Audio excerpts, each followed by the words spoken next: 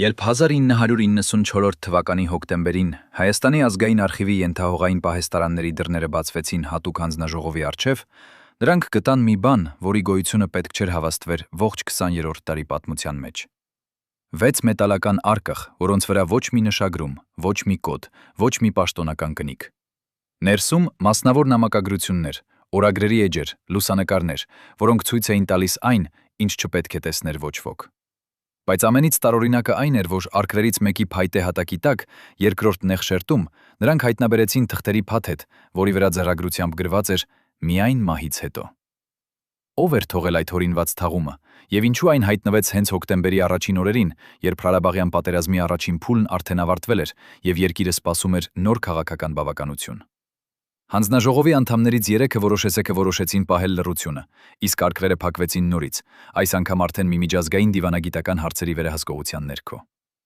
Ով էր այն մարդը, որի անունը կրկնվում էր այդ նամակներում 27 անգամ, եւ ինչու նրա ընտանիքի անդամները երբեք չպահանջեցին այդ փաստաթղթերը։ Վագան Օքանեսյանը ծնվել էր այն սերնդի մեջ, որը ժառանգել էր երկու աղետ՝ հավաքական հիշողության մեջ փորագրված ցեղասպանության հետքերը եւ խորհրդային համակարգի անդաստանների մեջ ձևավորված քաղաքական պարանոյան։ Նրա տատիկը, փոքրիկ աղջիկ լինելով 1920-րդականներին, փախել էր Գյումրիից, կրելով իր ընտանիքի վերջին անդամների հիշողությունները, որոնք կորել էին ավելի արևմտյան անապատներում։ Այդ փախուստը, որը տատիկը պատմում էր երեխայի ականջին շշուկով, երբեք բարձրաձայն չարտասանելով ամբողջական անունները, դարձավ այն բանալին, որով Վագանը հասկացավ, որ պատմությունը երբեք չի ավարտվում։ Այն միայն փոխում է իր դերասանները եւ խոսքագրերը։ Երբ նա հասակ առավ եւ մտավ դաշնակցության շարքերը, բոլորը գիտեին, որ այս մարդու համար քաղաքական պայքարը չէր լինելու միայն ռազմավարություն։ Դա էր անձնական վրեժխնդրություն դարերի դեմ։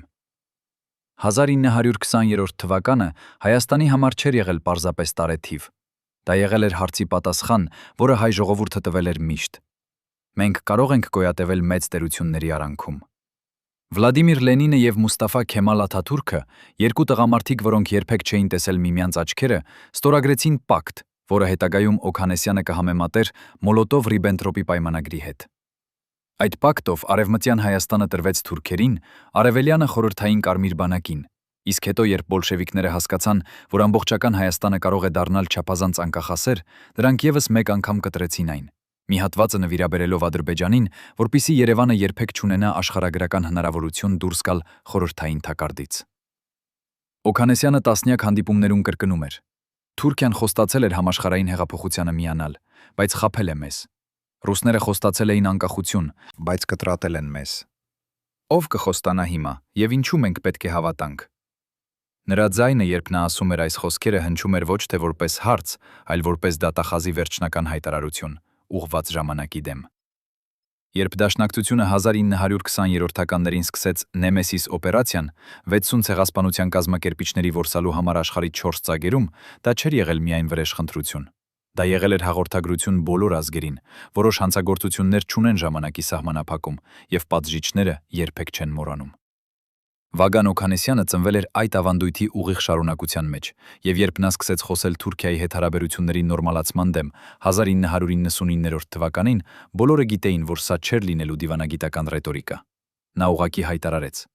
Թուրքիան միշտ խաբել է եւ կրկին կխաբի։ Բայց դեռևս քչերը հասկացան, որ նրա վախերը հիմնված էին ոչ թե պատմության վրա, այլ ներկայի վերլուծության վրա։ Նա տեսնում էր, թե ինչպես Ռուսաստանը, որը պաշտպանել էր Հայաստանին, արդեն խաղում էր շախմատ Թուրքիայի հետ, փորձելով միարդայնացնել Ադրբեջանին եւ ստիպել նրան դիմել Հյուսիս։ Հայաստանը կրկին դառնում էր խաղաքարտ, եւ Օքանեսյանն արդեն չուներ այն համբերությունը, որ լռեր։ Խորհրդարանում, որտեղ նա ղեկավարում էր դաշնակցության խմբակցությունը մոտավորապես 2007-ից մինչև 2010, Օքանեսյանը դարձավ այն ձայնը, որը պաշտոնական Երևանը չէր ուզում լսել, բայց չէր կարող անտեսել։ Նա 3 տարի անցկացել էր բանտում տերորիստական գործունեության մեղադրանքով, բայց երբեք չէր ժխտել իր գաղափարները։ Ավելին, բանտից դուրս գալուց հետո նա վերադարձավ քաղաքականություն ավելի կոշտ եւ անզիջում, քան նախկինում։ Նրա գործընկերները հիշում էին, թե ինչպես նա կարող էր խոսել ժամերով առանց նշումների, առանց դադարի, հիշելով ամեն փաստաթուղթ, ամեն պայմանագիր, ամեն դավադրություն,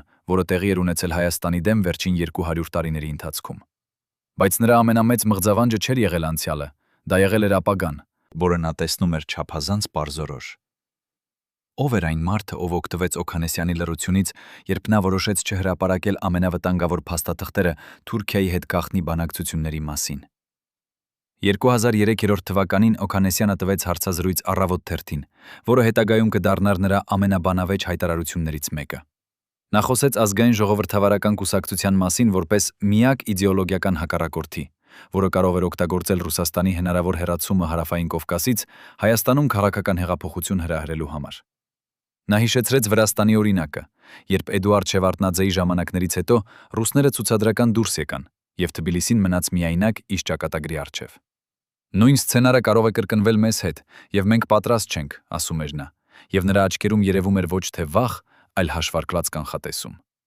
Բայց արդյոք նա իսկապես կարծում էր, որ Ռուսաստանը կարող էր լքել Հայաստանը, թե դա եղել էր ռազմավարական ջանքեր, իր ներքին հակառակորդներին ճնշելու համար։ Օքանեսյանի հանրային կեղծիքը հենց դրանում էր։ Նա միաժամանակ քննադատում էր Ռուսաստանին եւ պաշտպանում էր ռուս-հայկական ռազմավարական դաշինքը։ Իսկ գիտեիք, որ ռազմավարություն, որին նա ամենաշատն էր հաճախում, Օգանեսյանի հավասարակշռությունն էր։ Նա երբեք չէր վստահում արտաքին ուժերին, բայց հասկանում էր, որ առանց դրանց Հայաստանը անզոր էր իր թշնամիների դեմ։ 2009 թվականին, երբ Հայաստանը եւ Թուրքիան սկսեցին բանակցություններ սահմանների բացման մասին, Օգանեսյանը ամենաբարձր բեմերից հայտարարեց, որ Թուրքիան ծրագրված խաբեություն է։ Նրանք երբեք ազատ չեն թողնելու մեզ, քանի դեռ գիտեն, որ արևմտյան Հայաստանի հարցը չի փակվել։ Ամեն բանակցություն նրանց համար ժամանակ է գնելու համար։ Բայց կային երկու մարդիկ, ովքեր չէին համաձայնվում նրա հետ՝ Ամայակ Օգանեսյանը եւ Դավիթ Շահնազարյանը, ովքեր պնդում էին, որ Հայաստանը պետք է նայեր ՆԱՏՕ-ի ուղղությամբ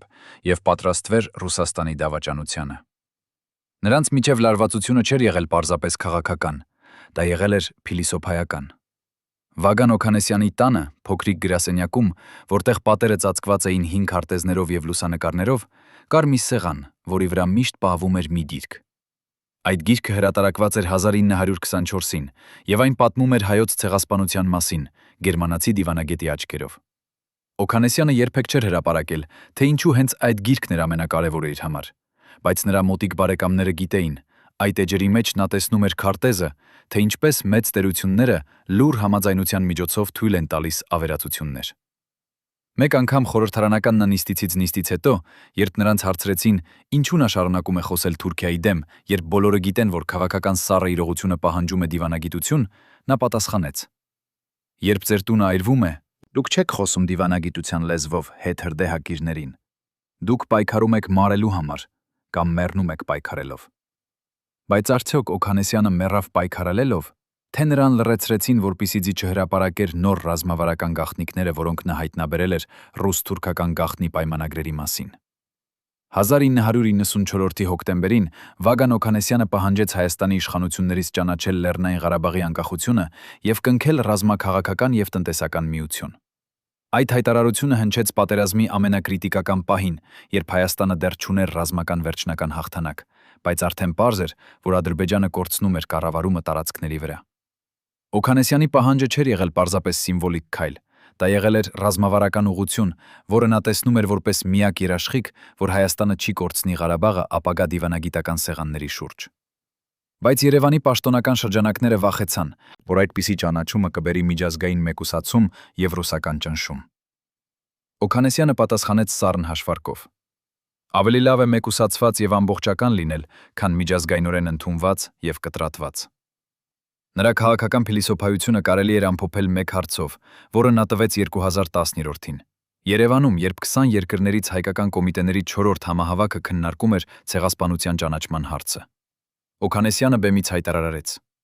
հայկական հարցը ամենաակտուալ պայքարն է հայ ժողովրդի համար։ Բոլոր մնացած հարցերը, տնտեսական, սոցիալական, հենվում են ցեղասպանության վրա։ Այն ժամանակ դահլիճում կային մարդիկ, ովքեր համաձայն էին, եւ կային նրանք, ովքեր կարծում էին, որ Օքանեսյանը ապրում է անցյալում։ Բայց ինչու նա այդքան վստահ էր, որ անցյալն այնքան էլ անցյալ չէ։ Նա չէ։ Նա հասկանում էր, որ յուրաքանչյուր անճանաչված հանցագործություն դառնում է ապագա հանցագործության նախատիպ։ Եվ դա չէր եղել պարանոյա, դա եղել էր հաշվարկ։ Բայց ամենավտանգավոր գաղտնիքը, որը Օքանեսյանը երբեք չհրապարակեց, կապված էր ոչ թե Թուրքիայի, այլ Ռուսաստանի հետ։ Մի փաստաթղթեր, որոնք նրա խմբակցության մոտ էին եղել, հայտնվել 2009-ին, ցույց էին տալիս, որ Մոսկվան արդեն խաղարկում էր սցենարներ, որտեղ Հայաստանի ռազմական ներկայությունը Հարավային Կովկասում կարող էր դառնակցարդ Թուրքիայի եւ Ադրբեջանի հետ էներգետիկ համաձայնությունների համար։ Օքանեսյանը այդ փաստաթղթերը ցույց տվեց 3 մարդու։ Նրանցից երկուսը դաշնակցության ղեկավարության մեջ էին, մեկը անկախ լրագրող։ Նրանցից ոչ մեկը չհամաձայնեց հրապարակել այն, քանի որ վախենում էին ռուսական հատուկ ծառայությունների պատասխան քայլերից։ Օքանեսյանը ընդունեց նրանց վախը, բայց երբեք չընդունեց դավաճանությունը։ Նա մեկուսացավ այն եզրակացության հետ, որ իր սեփական թիմը չուներ այն համարձակությունը, որն անհրաժեշտ էր ճշմարտությունը պաշտպանելու համար։ Ով էր այդ անկախ լրագրողը, որը ստացավ փաստաթղթերի պատճենը, եւ ինչու նա չհրապարակեց դրանք նույնիսկ 10 տարի անց։ Արդյոք դա էր վախ, թե ավելի խորը համաձայնություն, որը մենք դեռ չգիտենք։ Եվ ամենակարևոր հարցը, եթե այդ փաստաթղթերը ճշմարիտ էին, ինչ դրանք նշանակում էին Հայաստանի անվտանգության համար հենց հիմա, երբ նույն ռազմավարական խաղերը շարունակվում են նոր դերասանների ձեռքով։ Մինչև վերջին րոպեն հավատացի, որ մենք կփրկվենք, ասում է Արմեն Սարգսյանը, բացառիկ հարցազրույցում, որը նա տվեց առաջին անգամ 35 տարվա լռությունից հետո։ Նրա ձեռքերը դեռ դողում են, երբ նա հիշում է այն օրը, 2009-ի մարտի 25-ը, երբ նա որպես Դաշնակցության խորհրդարանական խմբակցության աշխատակազմի անդամ նստած էր Օքանեսյանի գրասենյակում եւ լսում էր խոսակցություն, որը փոխեց նրա ողջ հասկացողությունը քաղաքականության մասին։ Սարգսյանը այն ժամանակ 28 տարեկան էր, նոր էր եկել քաղաքական աշխատանքի մեջ եւ կարծում էր, որ գիտի ամեն ինչ հայկական պատմության ցավի մասին, ընթերցելով գրքեր եւ լսելով պատմություններ։ Բայց այն, ինչ Օքանեսյանը պատմեց նրան այդ օրը, երբ արտաքին աշխարհը չգիտեր, որ մեծ դավադրություն է նյութականացվում Մոսկվայի եւ Անկարայի գաղտնի սենյակներում, փոխեց ամեն ինչ։ Օքանեսյանը չխոսեց բարձրաձայն, բայց նրա խոսքերը լցվում էին այնպիսի հուսահատությամբ, որը Սարգսյանը երբեք չէր լսել քաղաքական ղեկավարից։ Ես գիտեմ, որ մենք միայնակ ենք, եւ գիտեմ, որ ոչ ոք չի գալու փրկելու մեզ, երբ ամեն ինչ փլատակվի։ Այդ հանդիպումից հետո Սարգսյանը փորձեց մոռանալ այն խոսքերը, բայց չկարողացավ։ Եվ հիմա, երբ նա նայում է ետ, հասկանում է, որ Օքանեսյանը գիտեր ինչ-որ բան, որը մնացածը դեռ չէին հասկացել։ Սարգսյանը հիշում է, թե ինչպես Օքանեսյանը պահպանում էր երկու դիմանկար, մեկը իր տատիկի, ով փախել էր ցեղասպանությունից, մյուսը իր հոր, ով ծառայել էր խորհրդային բանակում եւ երբեք չէր խոսել իր անցյալի մասին։ Այդ երկու դեմքերը, որոնք կախված էին գրասենյակի պատին, խորհրդանշում էին Օքանեսյանի ներքին պատերազմը, միջև ժառանգության հանդեպ հավատարմության եւ անհավատության հանդեպ ցանկացած մեծ տերության, որը խոստանում է պաշտպանություն։ Սարգսյանն ասում է, որ մի անգամ Օքանեսյանը նրան պատմեց, թե ինչպես իր հայրը, խորհրդային սպա լինելով, հավատաց, որ Մոսկվան երբեք չի դավաճանի Հայաստանին, բայց երբ Ղարաբաղյան առաջին պատերազման ժամանակ ռուսական զենքը չեկավ ժամանակին, հայրը հասկացավ, որ հավատը քաղաքականության մեջ կարող է լինել ավելի վտանգավոր, քան թշնամությունը։ Օգանեսյանը ժառանգել էր այդ դառը իմաստությունը, եւ դա դարձել էր նրա քաղաքական փիլիսոփայության հիմքը։ Նա չէր ուզում, որ մենք անցնենք նույն ճանապարհով, Սարգսյանն ասում է դա արցունքներով աչքերում, որովհետև նա գիտի, որ Օգանեսյանի նախազգուշացումները չլսեցին, եւ հիմա Հայաստանը կրկին կանգնած է նույն ընտրության առջև, հավատալ արտաքին ուժերի խոստումներին, թե ինքն իր ճակատագիրը կառավարել։ Բայց Սարգսյանը հիշում է եւս մի բան, որը Օգանեսյանը ասաց այդ օրը.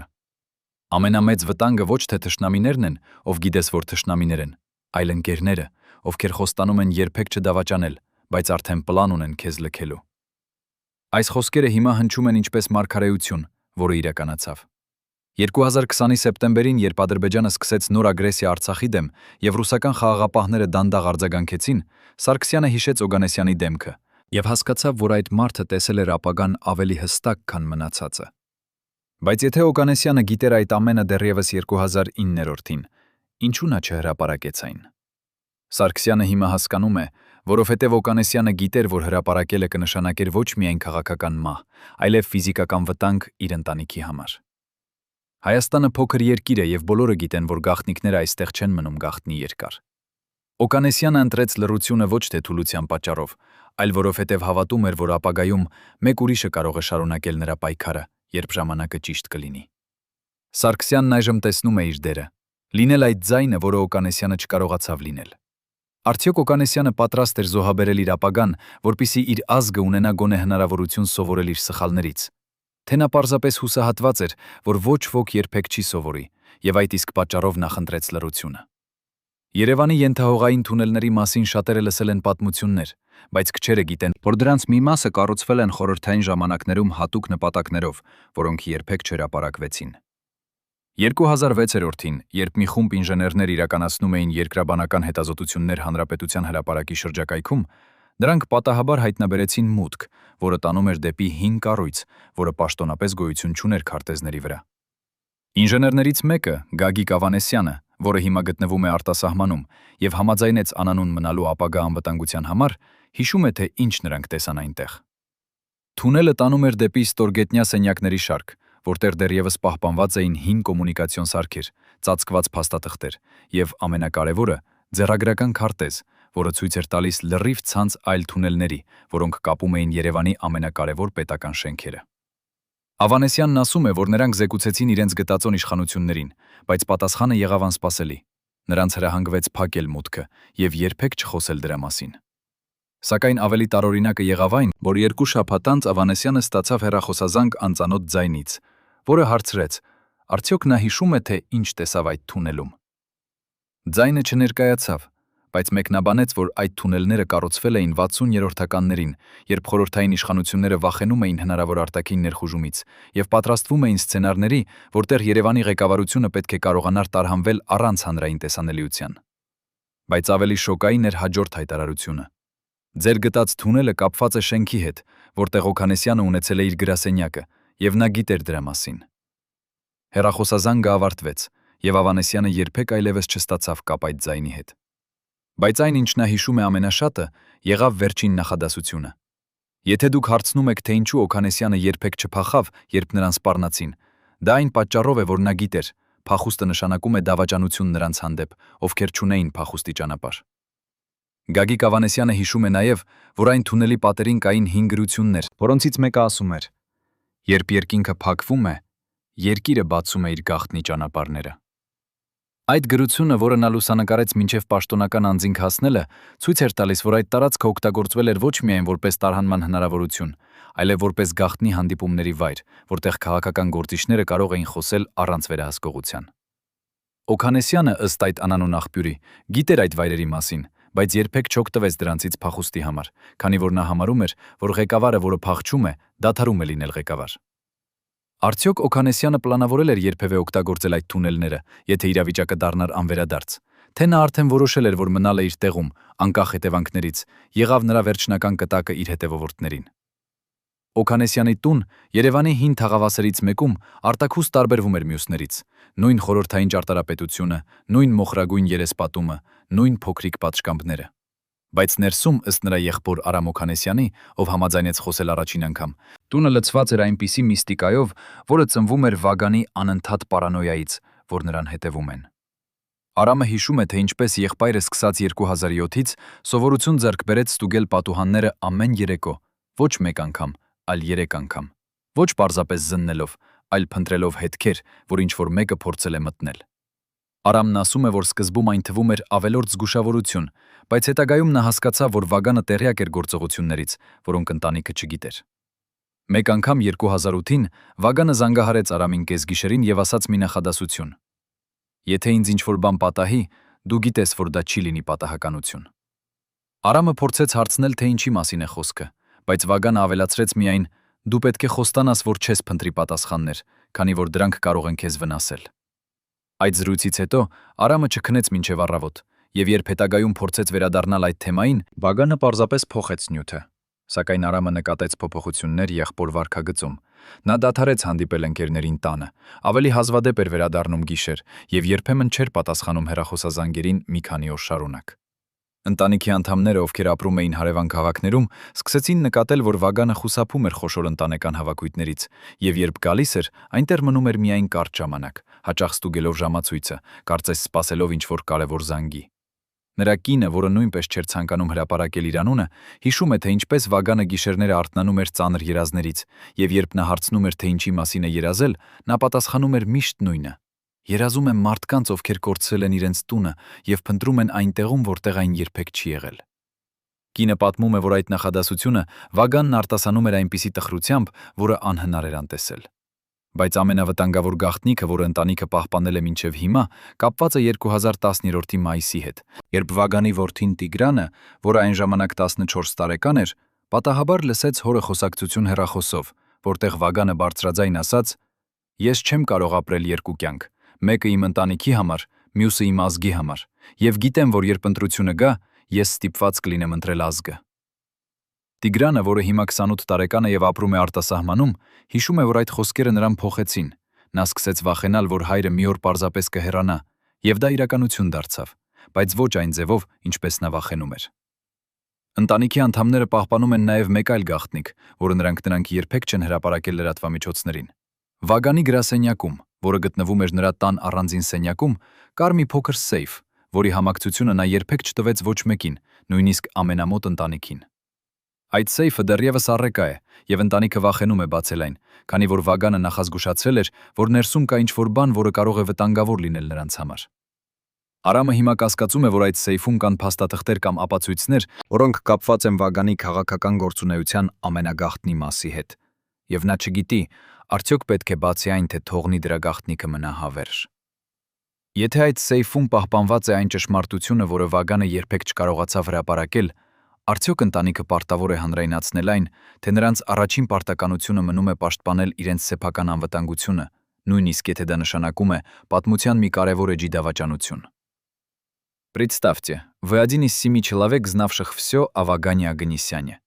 Каждый медицинский секрет, каждый план противостояния, каждый тайный контакт с диаспорой. Теперь представьте, вам нужно выбирать между лояльностью и собственной жизнью. 29 августа 2009 года эти 7 человек собрались в подвальном помещении здания на проспекте Маштоца, где не работали камеры наблюдения. Встреча длилась 47 минут, никаких записей не велось.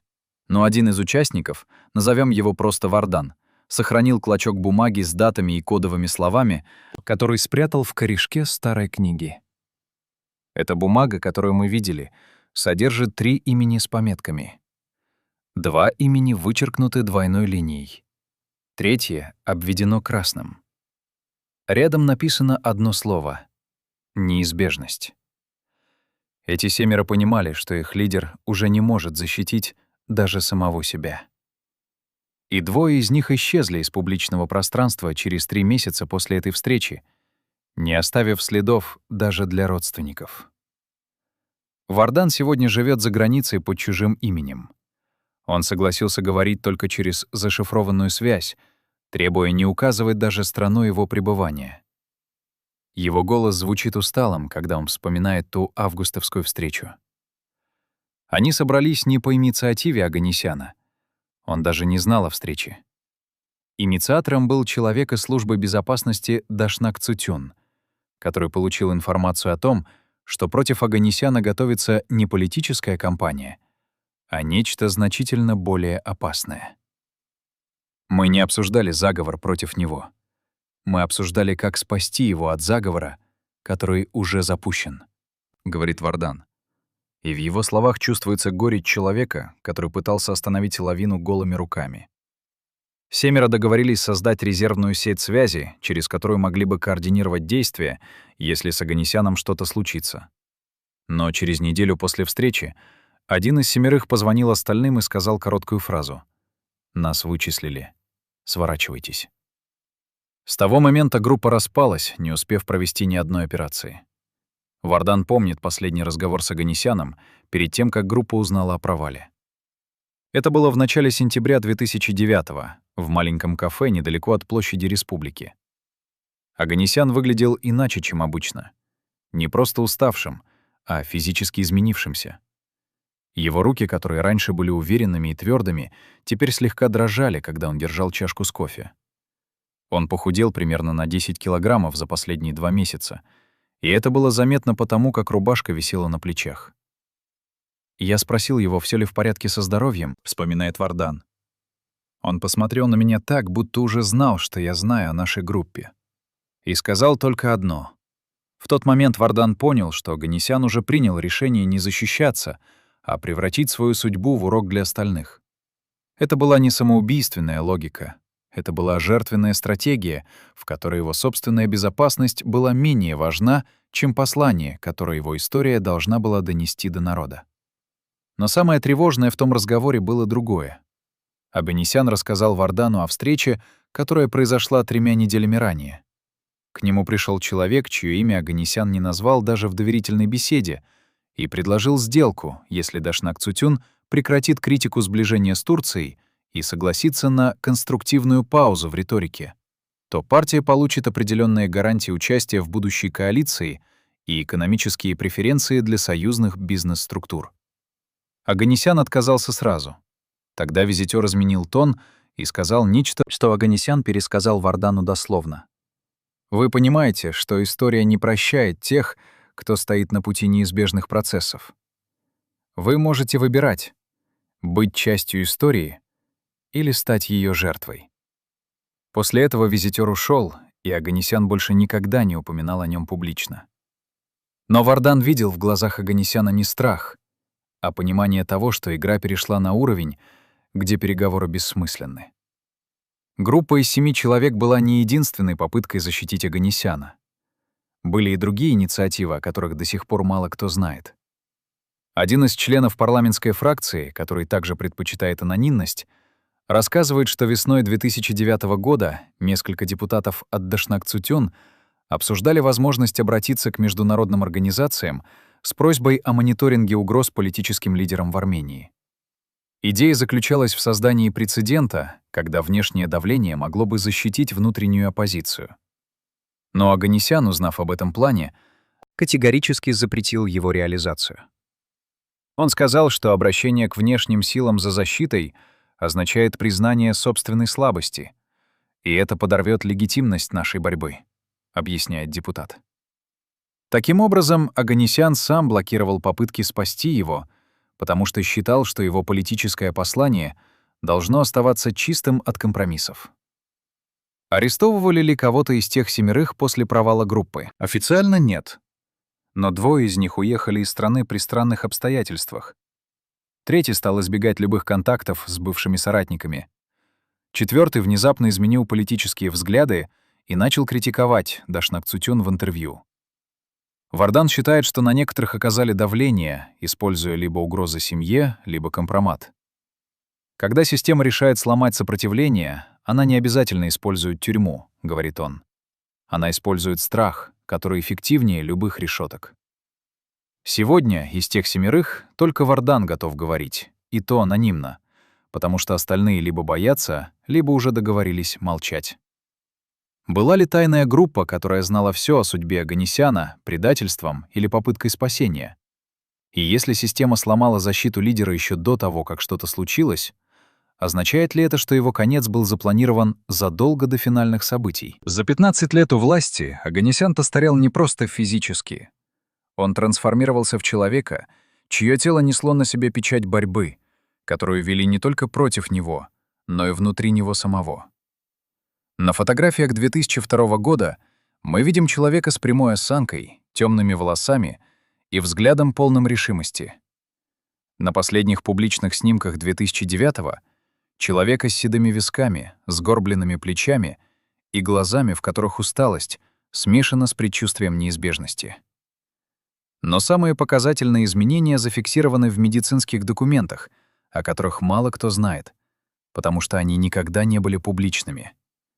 А эти документы существуют, и они рассказывают историю, которую Оганесян скрывал даже от ближайшего окружения.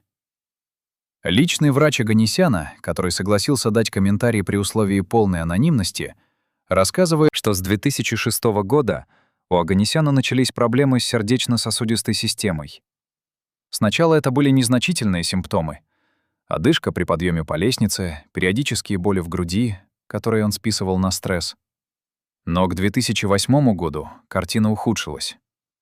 Он отказывался проходить полное обследование, потому что боялся, что диагноз станет известен, и его политические противники используют это против него, говорит врач. Оганесян принимал лекарства нерегулярно, часто пропускал приемы, мотивируя это срочными политическими делами. Врач помнит один разговор, когда Оганесян сказал ему прямо: Если мое тело откажет, это будет означать, что история решила, что моя миссия выполнена. Я не хочу искусственно продлевать жизнь за счет отказа от борьбы. Но медицинские проблемы были не единственным признаком физического распада. Коллеги по фракции замечали, что Оганесян стал испытывать трудности с концентрацией во время длительных заседаний. Если раньше он мог выступать часами без заметок, то теперь иногда терял нить рассуждения и приходилось делать паузы. Один из парламентариев вспоминает случай осенью 2008-го, когда Оганесян, выступая с критикой правительственной политики, внезапно замолчал на несколько секунд, словно забыв, о чем говорил.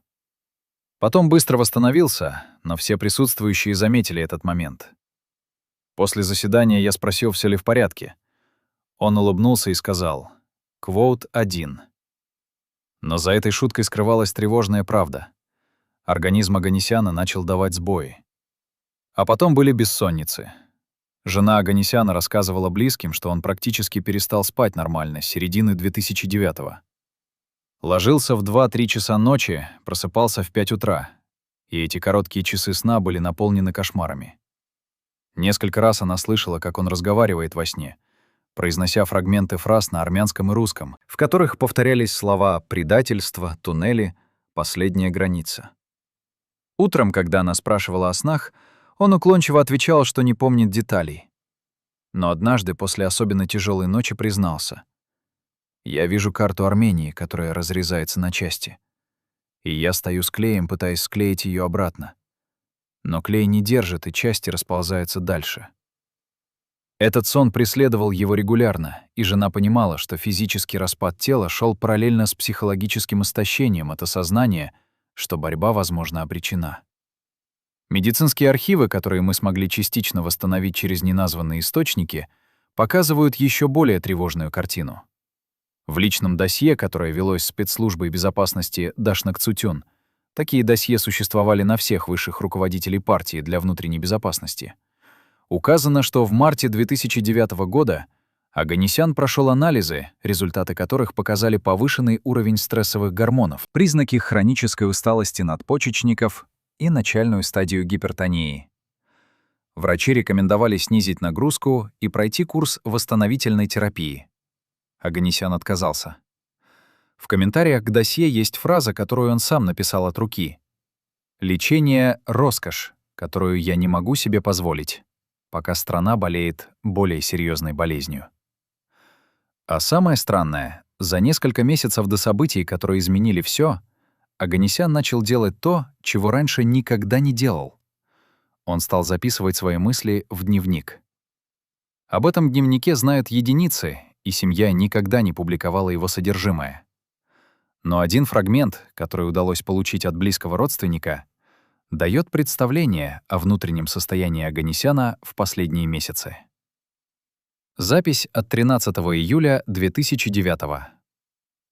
Моё тело говорит мне остановиться.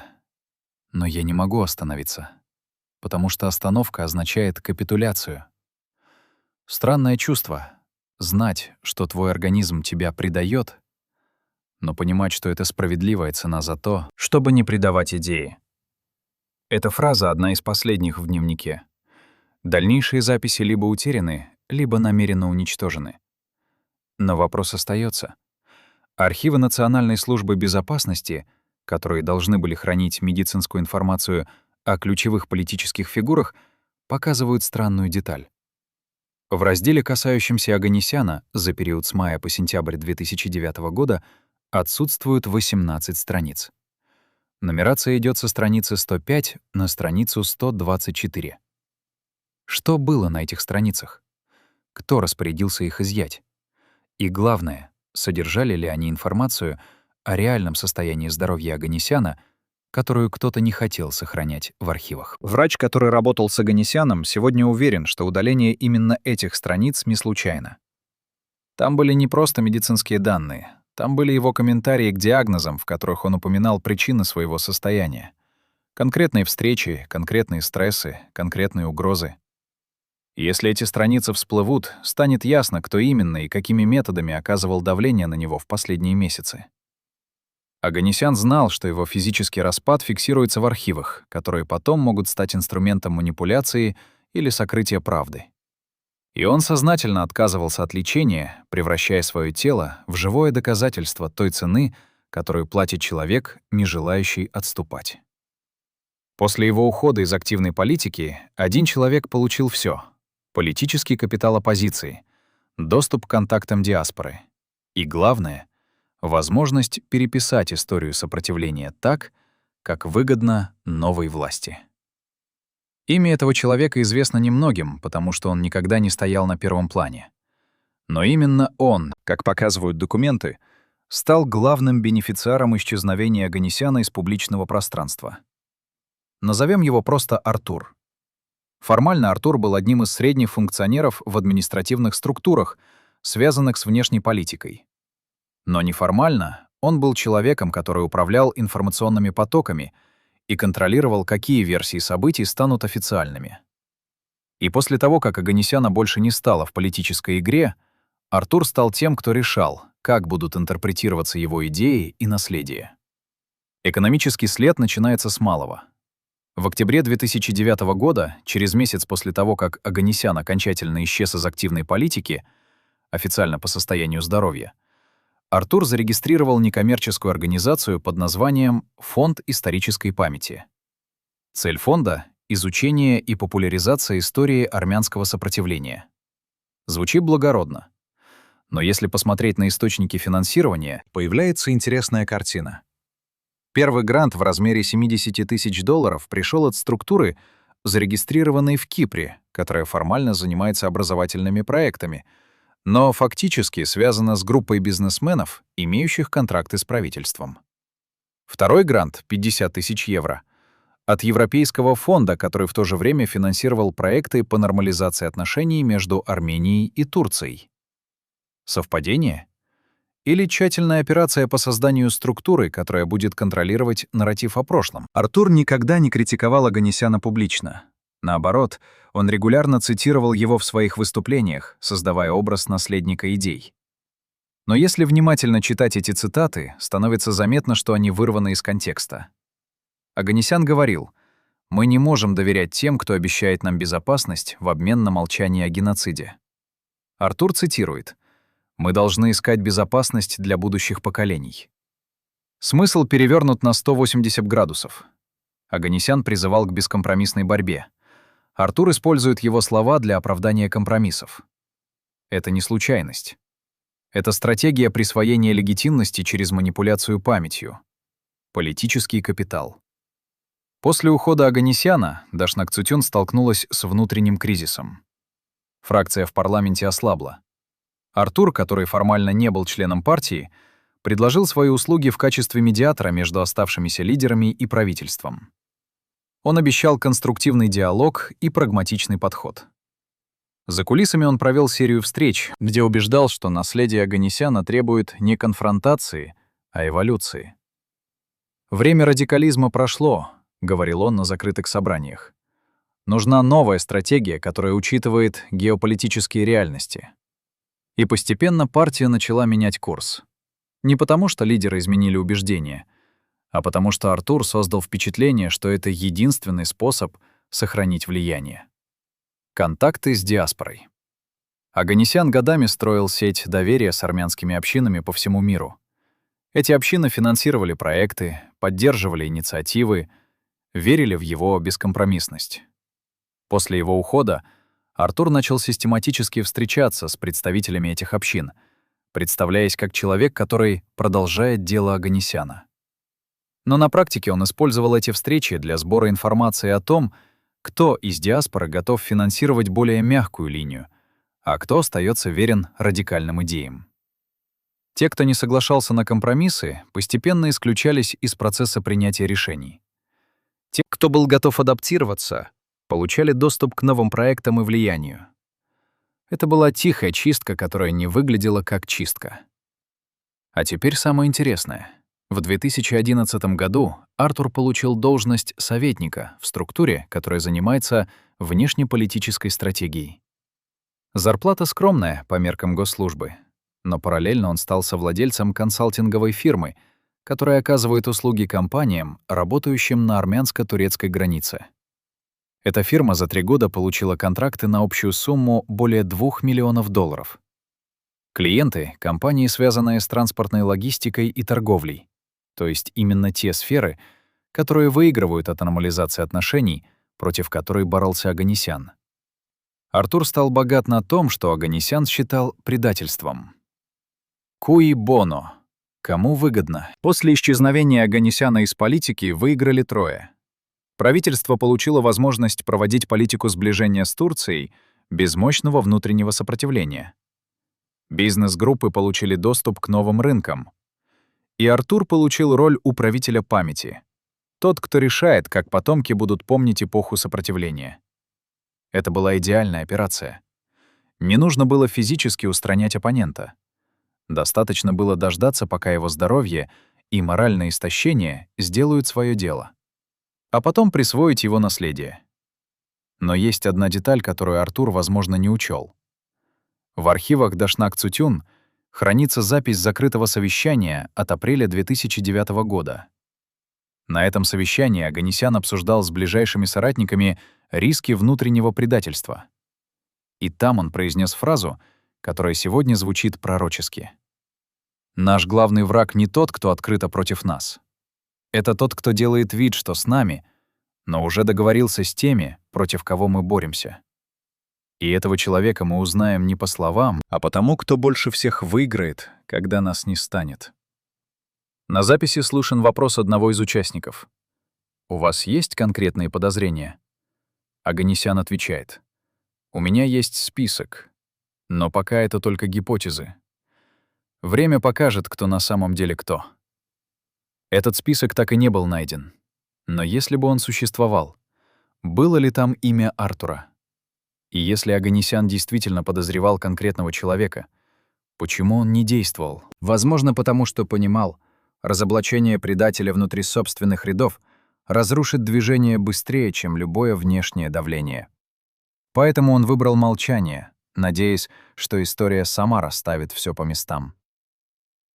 Հոկտեմբեր 2009 10 տարի անցել է այն սարսափելի հոկտեմբերից, երբ Հայաստանի խորհրդարանում կրակոցները փոխեցին երկրի պատմությունը։ Բայց պատմությունը կրկնվում է այլ դեմքերով, այլ մեթոդներով։ 16 օր մինչև նոր քաղաքական ճգնաժամը, որը շուտով կսարսափեցնի Հայաստանի հասարակությունը, Վագան Օքանեսյանի գրասենյակ եկավ այցելու, ում անունը երբեք չգրանցվեց այցելուների ամսագրում։ Աշխատակազմի անդամները այդ օրը հիշում են տարօրինակ մանրամասներ։ Մարդը ժամանեց երեկոյան ժամը 7-ին, երբ շենքում գրեթե ոչ ոք չէր մնացել։ Նա չներկայացավ անվտանգության աշխատակազմին, բայց ուղեկցվեց ուղղակի Օքանեսյանի դռան մոտ։ Խոսակցությունը տևեց 45 րոպե։ Միակ վկան, քարտուղար Գայանե Պետրոսյանը, լսեց բարձրացած ձայներ 2 անգամ, բայց չկարողացավ տարբերել բառերը։ Երբ այցելուն հեռացավ, Օքանեսյանը նստած էր իր գրասեղանի առջև, անշարժ, դեմքը գունատ, ձեռքերը ծալած։ Գայանեն հարցրեց.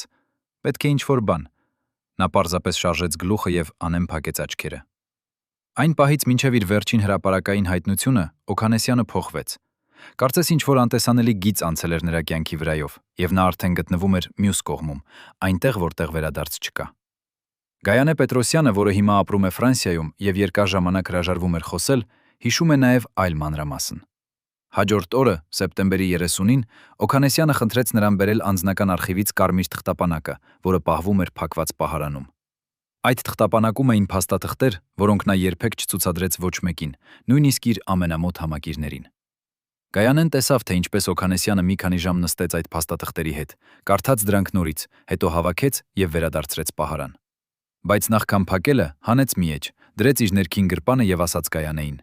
«Եթե ինչ-որ պատճառով ես չվերադառնամ աշխատանք հաջորդ երկուշաբթի, այս պահարանի բանալին դու պետք է տաս միայն իմ եղբորը, ուրիշ ոչ ոքի, ոչ կուսակցությանը, ոչ ոստիկանությանը, ոչ մեկին»։ Գայանեն հարցրեց. «Ինչու նա այսպես խոսում է»։ Օգանեսյանը միայն ժպտաց այն ծանր ժպիտով, որը մարդիկ ունենում են, երբ գիտեն նախորոքը, որ որոշ հարցերի պատասխանները հասնելու չեն ժամանակին։ Այն մարդը, ով այցելեց Օգանեսյանին, ով էր նա։ Պաշտոնական տարբերակ չկա։ Շենքի անվտանգության խցիկները այդ օրը տեխնիկական խափանման պատճառով չաշխատեցին հենց այն 3 ժամերի ընթացքում, երբ այցելուն գտնվում էր շենքում։ Բայց կան անեզր տարբերակներ, որոնք հիմնված են անուղղակի վկայությունների վրա։ Մի աղբյուրը պնդում է, որ այդ մարդը եկել էր Մոսկվայից եւ ներկայացնում էր Ռուսաստանի արտաքին հետախուզության շահերը։ Մեկ այլ տարբերակ. նա եղել է միջնորդ Անկարայի եւ Երևանի միջև, անանուն դիվանագետ, ով վարում էր գաղտնի բանակցություններ Հայաստան-Թուրքիա սահմանների բացման շուրջ։ Երրորդ տարբերակը ամենավտանգավորն է։ Այդ մարդը եղել է ներքին կառույցներից ուղարկված նախազգուշացնելու Օգանեսյանին, որ նրա գիծը անցնում է այն հսկողության սահմանը, որը իշխանությունը կարող էր հանդուրժել։ Բայց կա մեկ փաստ, որը հերքում է բոլոր տարբերակները մեկտեղ եւ միաժամանակ հաստատում է դրանցից յուրաքանչյուրը։ 2 օր հետո հոկտեմբերի 2-ին խորհրդարանում Օգանեսյանը ելույթ ունեցավ, որտեղ ասաց մի նախադասություն, որը բոլորը լսեցին, բայց քչերը հասկացան։ Մի մարդ ինձ ասաց, որ պատմությունը չի ներում նրանց, ովքեր կկանգնեն անխուսափելիության դեմ։ Բայց ես նրան պատասխանեցի. պատմությունը նաև չի ներում նրանց, ովքեր դարձել են անխուսափելիության գործիքներ։ Այս խոսքերից հետո դահլիճում թույլ ծափահարություն լսվեց, բայց խորհրդարանի մի քանի անդամներ փոխանակեցին նայվածքներ։ Այն նայվածքները, որ փոխանակվում են, երբ բոլորը հասկանում են, որ քաղաքական թատրոնը դարձել է անձնական դատավարություն։ Այդ այցելուի Օգանեսյանին տրված ուղերձը։ Ով էր իրականում ուղարկել այդ մարդուն։ Եվ ամենակարևորը, ինչ էր այն վերջնագիրը, որը նա ներկայացրեց։ Արդյոք Օգանեսյանին տրվեց ընտրություն լռել եւ փրկվել, թե խոսել եւ ընդունել հետևանքները։ Թե նրան պարզապես տեղեկացրին, որ որոշումն արդեն կայացվել է եւ նրա խոսքերը այլևս նշանակություն չունեն, քանի որ մեծ մեքենան արդեն շարժման մեջ է եւ ոչ ոք չի կարող այն կանգնեցնել։ Կոդ Գարուն 53։ Այս կոդը երբեք չի հնչել հրապարակային դիսկուսիաներում, բայց նրանք, ովքեր աշխատել են հատուկ ծառայությունների արխիվների հետ, գիտեն, դա եղել է դասիֆիկացիան այն գաղտնի նյութերի, որոնք կապված էին Հայաստանի երկարաժամկետ անվտանգային ռիսկերի հետ։ Այդ դոսիեն ստեղծվել է 2005-ին։ 4 տարի դա համալրվել է տեղեկություններով, հանդիպումների արձանագրություններ, գաղտնի հաղորդագրությունների ընտորինակումներ, էկոնոմիկական վերլուծություններ։ 2009 օգոստոսին դոսիեն հանկարծ փակվեց։ Պաշտոնական բացատրություն չկա։ Դոսիեի վերջին ավելացումը արվել է օգոստոսի 16-ին։ Այն պարունակում էր վերլուծություն, անհատական ազդեցության աղբյուր, Օգանեսյան։ Վերլուծությունը եզրակացնում էր, Օգանեսյանը վերածվել է համակարգային վտանգի, քանի որ նրա քննադատությունը Հայաստան-Թուրքիա հարաբերությունների նորմալացման դեմ սկսել է ռեզոնանս ստեղծել միջազգային ասպարեզում։ Առաջարկվում էին 3 սցենար։ Սցենար A. Քաղաքական մեկուսացում։ Սցենար B. Հանրային դիսկրեդիտացիա։ Սցենար G. Ֆիզիկական անվտանգության սահմանափակում։ Դոսիեն չի նշում, թե որ սցենարը ընտրվեց, բայց եթե հետևենք քրոնոլոգիային, սցենար A-ն չաշխատեց, սցենար B-ն չկիրառվեց, մնում է սցենար G։ Եվ հենց այն մարդը, ով եկավ Օգանեսյանի մոտ սեպտեմբերի 14-ին, բերեց ոչ թե սպառնալիք, այլ վերջնագիր։ Նա տեղեկացրեց, որ սցենարը կիրառվելու է, եթե Օգանեսյանը չընտրի ինքնամեկուսացումը։ Եվ Օգանեսյանը, ով երբեք չէր վախեցել սպառնալիքներից, այս անգամ հասկացավ. պահը եկել է, երբ պայքարը անցնում է այն գծից, որտեղ քաղաքականությունը դառնում է անձանձնական գոյատևման հարց։ Դոսիեի վերջավորությունը եզրափակվում է մեկ նախադասությամբ, որը ձեռագրված է մարկերով։ Նրանք, ովքեր նախընտրում են դառնալ խորհրդանիշ իրենց կենդանության ընթացքում, պետք է հասկանան, որ խորհրդանիշները դառնում են վտանգավոր, երբ դուրս են գալիս կառավարելի սահմաններից։ Սա չէր եղել վերլուծական մեկնաբանություն, սա եղել էր հրաման։ Հոկտեմբերի 21-ը, 2009, առավոտյան ժամը 6-ը։ Օգանեսյանը արթնանում է սովորականից 1 ժամ շուտ։ Տունը լուռ է։ Կինը եւ որդին դեռ քնած են։ Նա չի արթնացնում նրանց։ Գնում է խոհանոց, դնում է սուրճ, սակայն չի խիխմում։ Կանգնում է պատուհանի մոտ, դեմքը հանգիստ, աչքերը ուղղված դեպի հորիզոնը, որտեղ արևը դեռ չի ծագել։ Նա մի բան գիտի, որը մենք դեռևս չգիտենք։ Այդ առավոտը եղել է վերջին անգամը, երբ նա իր բնակարանից դեպի աշխատանք գնաց որպես պարզ մարդ, ով դեռ հույս ուներ, որ բառերը կարող են փոխել ճանապարհները։ Նրա քարտուղար հիշում է, որ Օգանեսյանը գրասենյակ ժամանում է ժամը 9:20-ին, չափազանց վաղ իր սովորական ժամանակացու մնակացույցի համար։ Նա ուղղակի մտնում է, փակում է դուռը, 15 րոպե ներսում է միայնակ։ Որևէ հեռախոսազանգ չի ընդունում։ Հետո կանչում է քարտուղարին եւ ասում չեղարկել բոլոր հանդիպումները այդ օրվա համար։ Բացառությամբ խորհրդարանական նիստի ժամը 2-ին։ Քարտուղարն անհանգստանում է։ Պլանավորված էին կարևոր հանդիպումներ, բայց Օգանեսյանը կրկնում է պարզ տոնով ամեն ինչ հետաձգել։ Հենց այդ պահին նա գիտի, որ ինչ-որ բան ավարտվում է։ Ժամը 12-ին Օքանեսյանը հեռախոսազանգ է ընդունում։ Զրույցը տևում է 3 րոպե։ Ոչ ոք չի լսում բովանդակությունը, բայց երբ զանգն ավարտվում է, քարտուղարը հիշում է, Օքանեսյանը վերցնում է մի թուղթ, գրում է ինչ-որ նախադասություն, հետո այն ծալում է եւ դնում է հետետին գրպանը։ Այդ թուղթը երբեք չի գտնվել։ Ում էր այդ զանգը եւ ինչ էր գրած այդ նախադասությունը, մենք չգիտենք, բայց կարող ենք երևակայել։ Ժամը 1-ին Օքանեսյանը լքում է գրասենյակը։ Քայլում է դանդաղ, աստիճանները կարծես ավելի ծանր են նրա համար այն օրը։ Նա քայլում է դեպի խորհրդարանի շենքը, 500 մետր հեռավորություն, որը նա անցնում է 18 րոպեում։ Սովորաբար նա անցնում էր 11 րոպեում։ Մի քանի անգամ կանգ է առնում, նայում շուրջը, կարծես փնտրում է ինչ-որ բան, որը բացակայում է տեսարանից։ Մի հարևան շենքից դիտողը հիշում է, որ Օքանեսյանը մեկ պահ կանգ է առել փողոցի կեսին, բացել է հեռախոսը, նայել է էկրանին, հետո փակել է առանց զանգի։ Այս երկրորդ պահն էր։ Խորհրդարանի նիստը սկսվում է ժամը 2-ին։ Օքանեսյանը նստած է իր սովորական տեղում, բայց իր հայացքը դատարկ է, կարծես մտքերը հեռու են։ Երբ ժամանում է նրա հերթը խոսելու, նա ոտքի է կենում, մոտենում է բեմին, այդ 10 քայլը կատարում է ավելի դանդաղ։ Նա բացում է ծալովի կտորը, որը տպված է նախապես պատրաստված տեքստով՝ հայտարարություն Հայաստանի ռազմավարական կողմնորոշման մասին։ Բայց հետո նա ծալում է այն նորից եւ ասում է. «Ես փոխեցի մտքերս։ Այսօր ես կխոսեմ ոչ թե տեքստից, այլ սրտիցս»։ Ելույթը տևում է 11 րոպե։ Բովանդակությունը պահպանվել է արձանագրություններում, բայց արձանագրությունները չեն փոխանցում այն լարվածությունը, որ լցվում է դահլիճում, երբ Օքանեսյանը ասում է. «Երբ ազգը ստիպված է ընտրել անվտանգությունը եւ արժանապատվությունը, ությունը այդ ընտրության արժեքն է ազգի ապագան»։ Բայց երբ ազգին ստիպում են հրաժարվել արժանապատվությունից խոստանալով անվտանգություն, որը երբեք չի գալու, այդ հրաժարումը դառնում է դատապարտման արժանի։ Նիստի մասնակիցներից մեկը հիշում է, որ այդ խոսքերից հետո դահլիճում լռություն տիրեց, որի ընթացքում լսելի էր միայն Օգանեսյանի շնչառությունը, ծանր, կարծես նրա թոքերը ոչ այնքան օդ էին ստանում, որքան անհրաժեշտ էր։ Ելույթի ավարտից հետո Օգանեսյանը վերադառնում է իր տեղը։ Խորհրդարանի նիստը շարունակվում է եւս 26 րոպե, բայց նա այլևս ընդունում չէր զանգեր։ Ժամը 3-ին նիստը փակվում է։ Օգանեսյանը վերջինը լքում է դահլիճը։ Մի պահ նա կանգ է առնում դռան մոտ, հետ է նայում դեպի դահլիճը, կարծես չէ վստահ, որ նա դարձյալ կտեսնի այդ տեղը, հետո դուրս է գալիս։ Ժամը 4-ին Օգանեսյանը հեռախոսազանգ է ստանում եղբորից։ Զրույցը կարճ է։ Եղբայրն ուզում է հանդիպել երեկոյան, խոսել ընտանեկան հարցի մասին։ Օգանեսյանը պատասխանում է. «Այսօր չի կարող, վաղը լավ է»։ Վաղը երբեք չի գա։ Ժամը 5-ին նա սուրճ է խմում գրասենյակի մոտակա սրճարանում։ Միայնակ նստած է անկյան սեղանի մոտ։ Սրճարանի տերը, ով ճանաչում է նրան, հիշում է, որ Օքանեսյանն այդ օրը տարօրինակ էր ժպտում, ոչ թե անկեղծ ժպիտով, այլ այն ժպիտով, որը մարդիկ ունենում են, երբ բուժել են իրենց հետ ինչ-որ բան, որը չեն կարող բաժանել ուրիշների հետ։ Նա վճարում է սուրճի համար, թողնում է մնացորդը որպես թեյավճար, սովորականից ավելի շատ։ Սրճարանի տերը կասկածում է դա եղել է նրա անգիտակից հրաժեշտը այն հանգիստ վայրի հետ, որտեղ նա երբեմն խնայում էր զգալ պարզ մարդ։ Ժամը 6-ին նա լքում է գրասենյակը, վերջին անգամ։ Ցտում է դուռը, ստուգում է կողպեքը։ Քարտուղարին ասում է մինչև հեռանալը.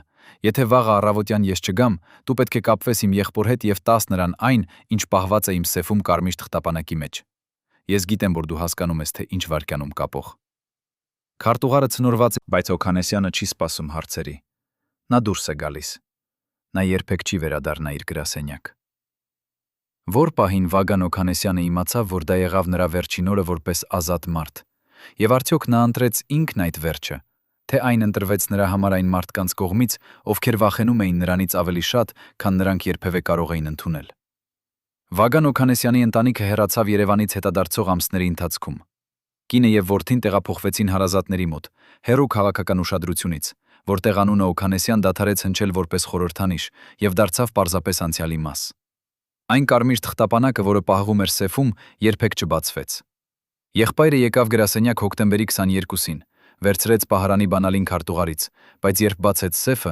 թղթապանակը չգտավ։ Այն անհետացել էր։ Քարտուղար Գայանե Պետրոսյանը երդվում է, որ ոչ ոք չմտավ գրասենյակ այն գիշերը։ Անվտանգության խցիկները, որոնք այս անգամ աշխատում էին, ցույց են տալիս միայն մեկ մարդու՝ տեխնիկ սպասարկողի, ով մտավ շենք երեկոյան ժամը 11-ին եւ հեռացավ 20 րոպե անց։ Բայց երբ հարցաքննեցին այդ տեխնիկին, նա ասաց, որ չի մտել Օքանեսյանի գրասենյակ, միայն սերվերային սենյակ։ Եվ մինչ ոստիկանությունը փորձում էր պարզել, թե ով մտավ գրասենյակ, կարմիր թղթապանակը արդեն դարձել էր ավելի քան փաստաթղթերի հավաքածու։ Այն դարձել էր լեգենդ, փաստաթուղթ, որը պարունակում էր ճշմարտությունը, որը երբեք չպետք է հրապարակվեր։ Օքանեսյանը չվերադարձավ։ Նրա մասին վերջին հայտարարությունը հնչեց նոյեմբերի 6-ին, կուսակցության անունից հրապարակված հաղորդագրություն, որում ասվում էր, որ նա վերցրել է անորոշ տևողության արձակուրդ առողջական պատճառներով։ Բայց բոլորը գիտեին, որ դա կոդավորված լռություն էր։ Արձակուրդը դարձավ գաղտնազերծում, գաղտնազերծումը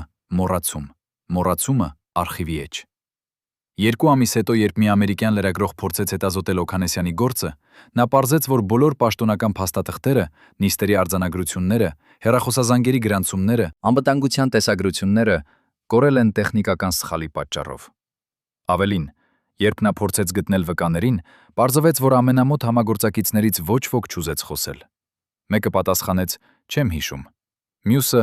«Դա խտրական տեղեկատվություն է»։ Երրորդը պարզապես ասաց. «Օքանեսյան, կներես, բայց ես այդ անունը չեմ ճանաչում»։ Եվ այդպես Վագան Օքանեսյանը դարձավ ուրվական։ Մարդ, ով գոյություն ունեցավ, խոսեց, դիմադրեց եւ հետո անհետացավ այնպես, կարծես երբեք չէր եղել։ Նրա անունը մնաց միայն հին թերթերի արխիվներում, մի քանի ֆոտոներում, որտեղ նա կանգնած էր բեմին, դեմքը լուրջ, աչքերը լեցուն համոզմամբ։ Բայց եթե նայենք խնամքով այդ վերջին ֆոտոներին, հոկտեմբեր 2009-ից նրա աչքերում կտեսնենք ոչ թե համոզումը, այլ հաշտությունը։ Հաշտություն այն մարդու, ով գիտի, որ նրա խոսքերը արդեն չեն փրկի ոչ նրան, ոչ այն ճշմարտությունը, որին նա հավատում էր։ Այսօր, 15 տարի հետո, Հայաստանի քաղաքական դասակարգի ներսում լուր համաձայնություն կա Օքանեսյանի անունը չհիշել։ Նրա պատմությունը դարձել է նախազգուշացում, ինչ է պատահում այն մարդկանց, ովքեր վտանգում են համակարգը, երբ համակարգը որոշել է, որ ճշմարտությունը դարձել է թանկ զոհ։ Բայց կա մի վերջին մանրամասն, որը հայտնի է միայն քչերին։ 2010 թվականի մարտին Գայանե Պետրոսյանը ստացավ Զավան անուն նամակ։ Ներսում եղավ մեկ էջ, ձեռագիր, ծանոթ ձեռագրով։ Էջի վրա մեկ նախադասություն էր. երբ համակարգը սպառնում է անհատին, անհատը պարտավոր է ընտրել լռել եւ փրկվել կամ խոսել եւ անհետանալ։ Ես ընտրեցի երրորդ ուղին, խոսեցի եւ դարձա անհայտ, որպեսզի ճշմարտությունը չդառնա անհայտ։ Ներքևում ստորագրություն չկար, բայց Գայանեն ճանաչեց այդ ձեռագիրը։ Այն էր Վագան Օքանեսյանի վերջին խոսքը դեպի աշխարհը, որն արդեն դարձել էր աշխարհ առանց նրա։